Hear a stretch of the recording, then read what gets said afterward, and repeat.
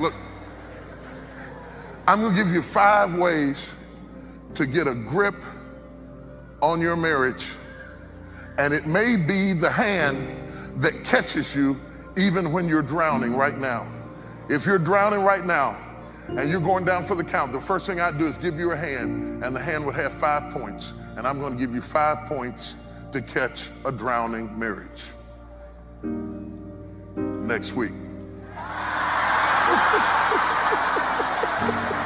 I'm teasing.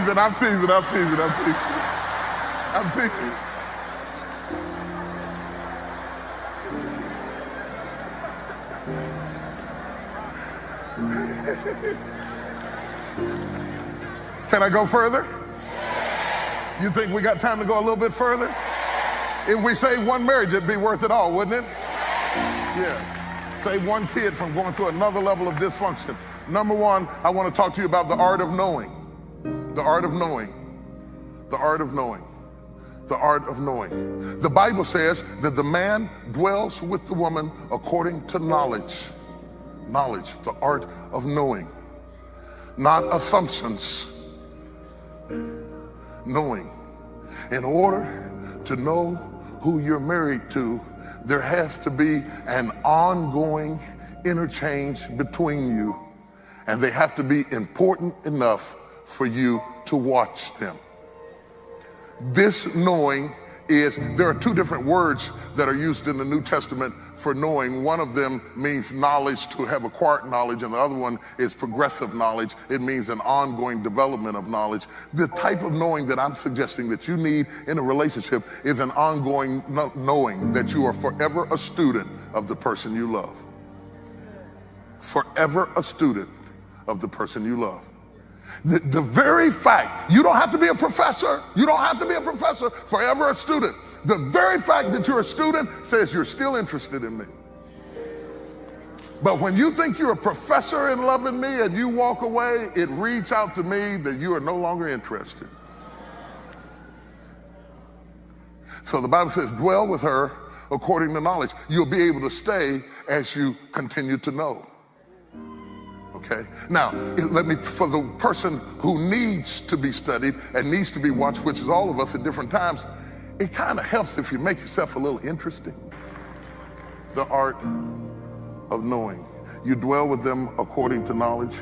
This is why the Bible encourages the first year to be a development year, learning foundation, and then building on that foundation, and periodically understand that you have to amend the Constitution. And you have to sit down and talk and get to know them again. In order to get to know them again, you got to date them again. And in order to date them, as I define dateness, it's not the cutesy, hotsy-totsy stuff where we pretend to be something that we're not for 3 hours in the evening and go back home. But let's get down to the bricks and the rocks and the mortar of getting engaged in life together and connecting with each other. The art of knowing means we have to periodically go through the whole romance process again and find out, who are you now?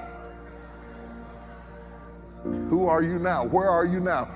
My famous all-time line, my wife will tell you this right now, is, what do you mean by that?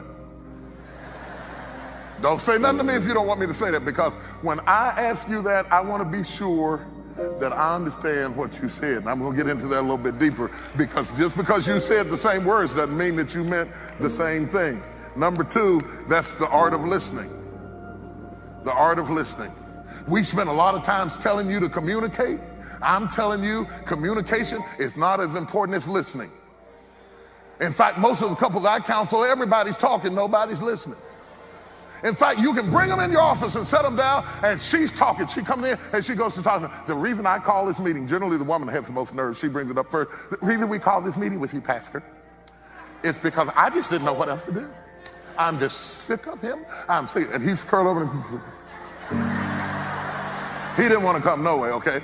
And so then when you finally get him to talk, generally, and he starts talking, well, I wouldn't be like that if she went, and all the while she talks, well, and after a while, once you get them going real good, they're just waiting on each other to take a breath so they can get the next punch in. And pretty soon in your office, you're seeing a reenactment of what goes on in the house every day. Everybody's talking and nobody's.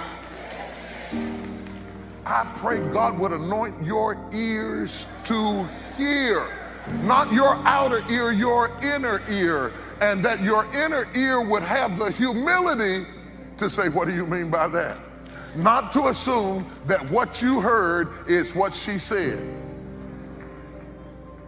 In fact, I've gotten so bad about that statement now that in a business meeting, I'll stop in the middle of a business meeting and they'll make a presentation. I'll say, wait a minute, let me tell you what I heard and you tell me if that's what you meant.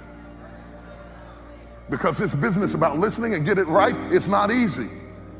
There's an art to listening. And I bet you can go to DBU, you can go to SMU, you can go to TCU, all the alphabets you want to go to. There's not one class on listening. I bet you didn't take it in high school either. I bet you didn't take it in elementary school. And yet, everything you learn is based on your ability to listen.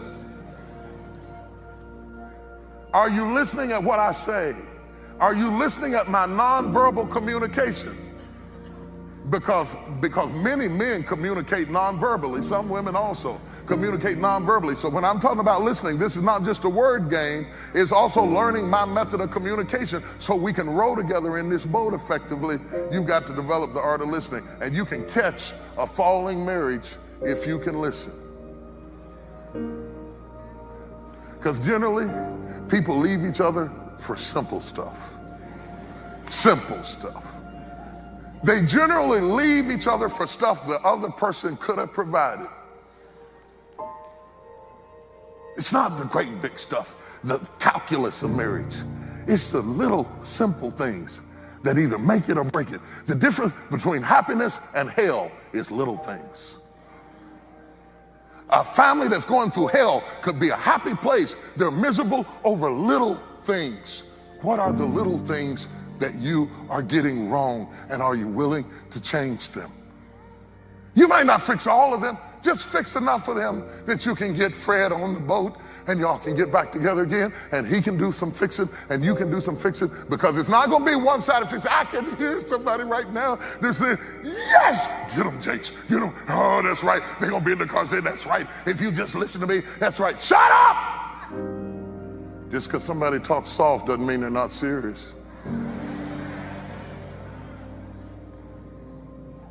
Just because he talks soft doesn't mean he's not serious. Most of the time we're too busy to listen. And if you don't listen, you're going to lose. Number 3, the art of waiting. The art of waiting. Everybody wants everything now. They won't wait. The art of waiting. You're not going to bond together the first 6 months. You're not going to get the cleaving right even the first year. It takes some time for you to leave the historicity of your mother and father and cleave and become one flesh. You're going to go through some name changes, and you're going to go through some frustration because you're still leaving and cleaving, and it's a process before your mother finally gets out of your head and your father finally gets out of your head, and you start developing a new culture and a new philosophy that your kids one day will have to grow up and leave and cleave.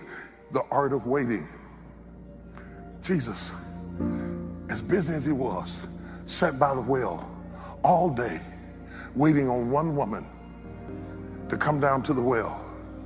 He knew she would get there, and he waited.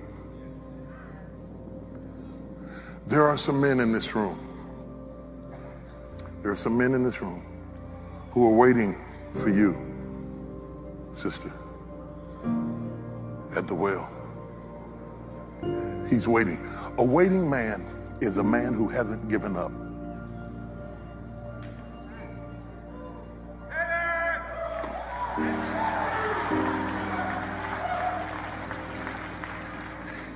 When a man waits, it just means that he hasn't given up. Brother, there's a waiting woman.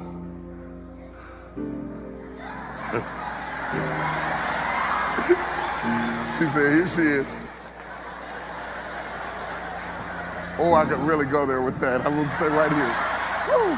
There's so much to be said. There's a waiting woman waiting on you to grow up.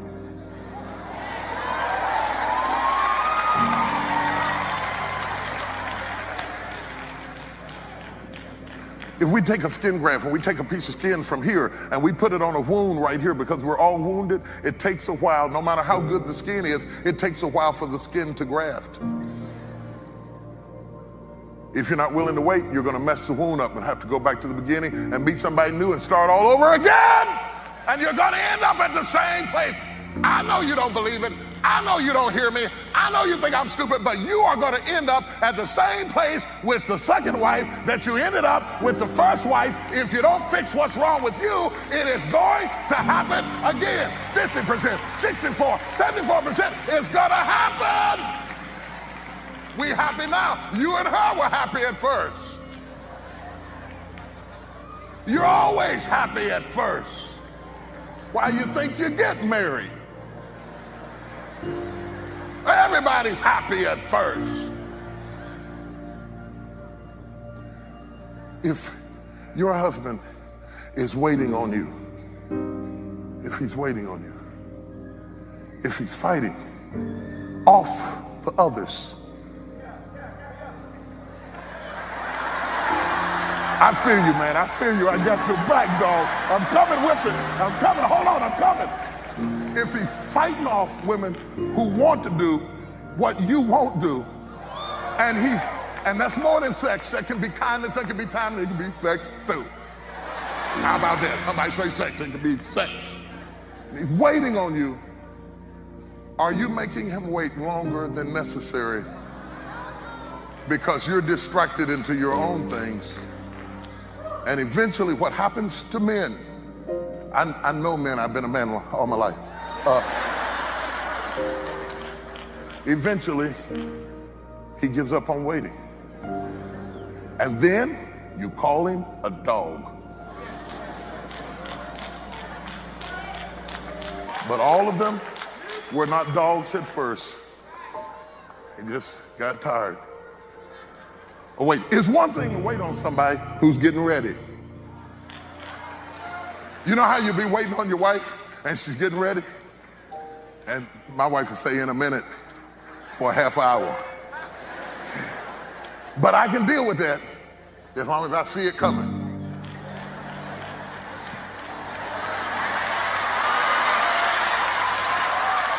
It's coming. It's not there yet, but it's coming. So what I do, this is how I do this, guys. I jingle my keys, just to remind her that I'm waiting. I don't mind waiting as long as it's coming.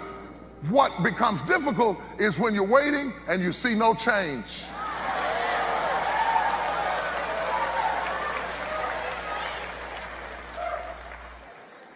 Because if I see you hurrying, at least I know that you're conscious that you're making me wait is putting me in a strain, and the consciousness of it is encouraging. But when you act oblivious to it, like sometimes I see people in the second service who just got out the car at 11:45 and they're walking across the street like this. I think, baby, why? What? Pick up the pace. And you that are waiting, don't give up. You got too much invested. Too many tears, too many years, too many kids, too much time. And some of y'all, I don't know, it's hard to encourage you. You ain't been married long enough to be tired. You tired? You've been married 2 years and wore out. Come on, baby, what's tired? These folks now, the art of waiting.